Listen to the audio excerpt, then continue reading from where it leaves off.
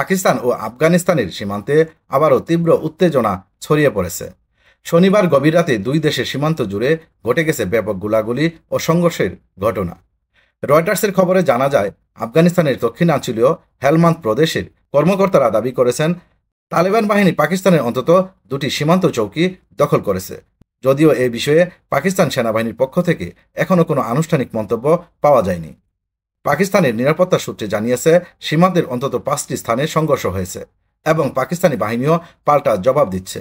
এর আগে গত বৃহস্পতিবার কাবুল ও পাকতিকা প্রদেশে পাকিস্তানের বিমান হামলার অভিযোগ তুলে প্রতিশোধ নেওয়ার হুঁশিয়ারি দিয়েছিল আফগান তালেবান সরকার। ইসলামাবাদ যদিও এই অভিযোগ সরাসরি অস্বীকার করেনি, তবে কাবুল সরকারকে আহ্বান জানিয়েছে তেহরিকে তালেবান পাকিস্তান বা টিটিপিকে আশ্রয় না দিতে। শনিবার রাতের সংঘর্ষে পাকিস্তান সেনাবাহিনী ভারী কামান, ট্যাঙ্ক এবং ড্রোন প্রতিরক্ষা ব্যবস্থা ব্যবহার করছে বলে জানিয়েছে নিরাপত্তা সূত্র। তাদের দাবি, পাল্টা হামলায় আফগান সীমান্তের একাধিক চৌকি ও অবস্থানের বড় ধরনের ক্ষয়ক্ষতি হয়েছে।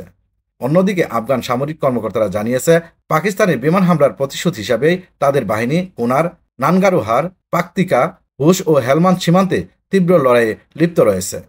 পাকিস্তানের খাইবার পাখতুনখোয়া অঞ্চলের এক জ্যেষ্ঠ কর্মকর্তা জানিয়েছেন, তালেবান বাহিনী প্রথমে হালকা অস্ত্র, পরে ভারী কামান থেকে গোলা নিক্ষেপ শুরু করে।